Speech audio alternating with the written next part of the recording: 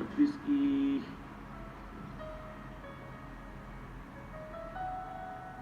26 से 28 तक पढ़ेंगे हम। ओके।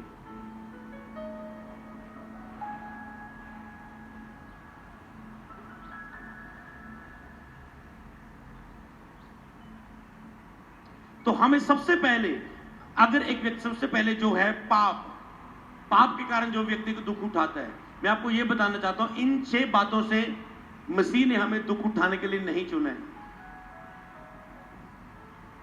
इन 6 बातों से मसीह लोगों को दुख नहीं उठाना चाहिए। ये बाइबल सिखाती है। बाइबल कहती है इन 6 बातों में तुझे दुख नहीं उठाना चाहिए। तुम नहीं उठाना चाहिए तुझे दुख, क्योंकि मैंने इन 6 बातों का हल दिया हुआ है वचन में। अगर तुम दुख उठा रहे हो तो ये कहता है तुम मेरे वचन से अनजान हो, तुम मेरे वचन पर भरोसा नहीं करते। तो आज अपना भरोसा लेके आए। जब ये वचन आपकी लाइफ में जाएगा, ये वचन आपको हील करता है। आज मैं टेस्टमनी पढ़ रहा था कि किसी ने इस और चर्च के वचन को सुना और उसके गिरे हुए जीवन को प्रभु ने उठा दिया और महिमा में बढ़ा दिया। क्या किसने? वचन ने जान डाल दी मुर्दा जीवन में। जब कोई आस नहीं रही, मन टूट गए, तो वचन को सुना ऑनलाइन और जीवन उठ खड़ा हुआ। इसलिए जब वचन जाता है तो चमत्कार उत्पन्न करता है। तो आपको इन 6 बातों के कारण दुख नहीं उठाना है। सबसे पहले बाइबल कहते हैं तूने पाप के कारण दुख नहीं उठाना कभी। क्या लिखा है आपको? हमें पाप के कारण दुख नहीं उठाना। पहली बात आपको लिखनी है, क्योंकि मसीह ने हमारे लिए दुख उठाया है। हमें पाप के कारण दुख नहीं उठाना, क्योंकि मसीह ने हमारे पाप के कारण दुख उठाया है। तो कई मसीहों का अंगीकार क्या रहता है? ये मेरे पापा की सजा है, ये मेरी गलतियां के कारण होया, ये मैं किया उहदे कारण होया। मैं आपको बताऊं, कई बार आप ऐसा भी सोचते ये मैं बोया सीगा इसलिए मैं कट्टिया, ਇਹਦਾ असर पाप आया मैनू।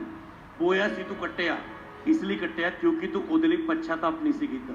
अगर कर लेंदा तो बाइबल तो कहती आ, अगर रियल पश्चाताप, रियल रिपेंटेंस तू किता हुंदा, तूने किया होता रियल पश्चाताप, तो बाइबल कहती है पाप के कारण दुख तुम नहीं उठा सकते। समझ पा रहे हो?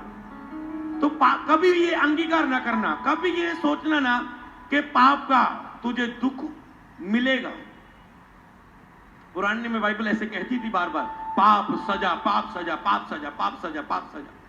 नया नियम आया, उसने कहा पाप सजा तुम बोलते हो, तुझे वहां पर उनको असर होता था, उनके पास ये लहू नहीं था पश्चाताप वाला, कि एक पश्चाताप से उन्हें बहुत कुछ करना पड़ता था। बलि दो, ये करो, वो करो, बलि के लिए पैसा नहीं है, बहुत कुछ अरेंज करना पड़ता था, मतलब बहुत। और जो हवा जलन रखने वाला परमेश्वर, और फिर भी उन्हें नहीं लगता था कि हम बचेंगे, क्योंकि दया का वचन ही उनके अंदर नहीं था।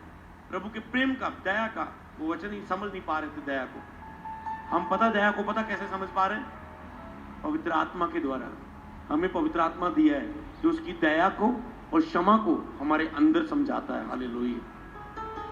पवित्र आत्मा हमें दिया गया, तो उसके द्वारा, क्योंकि दुख उठाना, क्या लिखा है इस वचन में 26 में, जब वे खा रहे थे तो यीशु ने रोटी ली और आशीष मांगकर तोड़ी और चेलों को देकर कहा, लोग खाओ, ये मेरी देह है।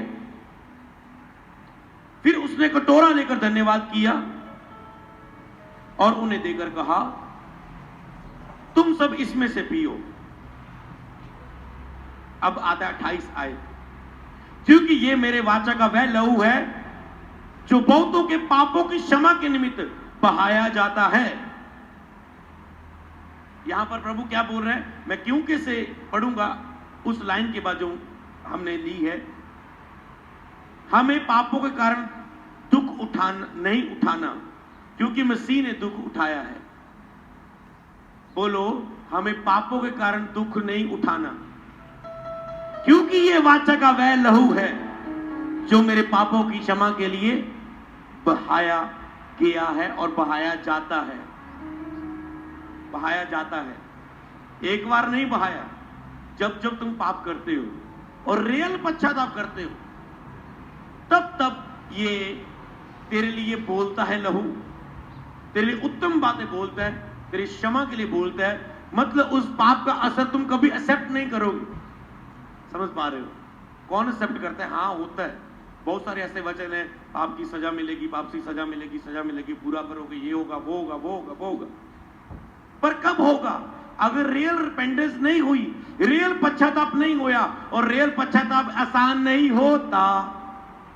आपको क्या लगता है? आप गलती करेंगे, रात को गंदा देख के सोएंगे, गंदे काम करके सोएंगे, और सुबह उठ के प्रभु जी मैंने माफ कर दो, अपनी लहू ना तो 2 3 4 आंसू कड्ढण की कोशिश करोगे और काट भी दोगे। ये रियल पश्चाताप नहीं है। इस अभी भी असर उसका इसीलिए रहता है। समझ पा रहे हो? जब यीशु ने व्यभिचारिणी औरतों को क्षमा किया, उन्हें फ्री किया, उनमें से दुष्ट आत्मा गंदा काम करवाने वाली करने वाली को निकाल दिया, उसके बाद दोबारा वो इफेक्ट उन पर नहीं डाल पाए। हालेलुया। क्यों?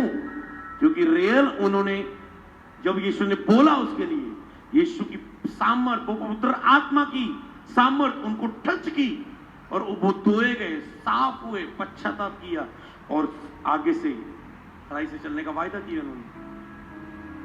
हालेलुया। तो इन सभी पॉइंट को आपको समझना है। नंबर 1 जो आप समझ पा रहे, सबसे पहला पॉइंट, इसलिए आपको पाप के कारण दुख नहीं उठाना।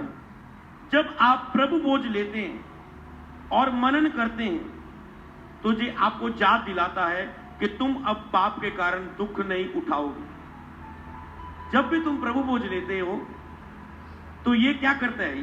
पहले, इसके पहले आया था, प्रभु बोझ की बात आई थी।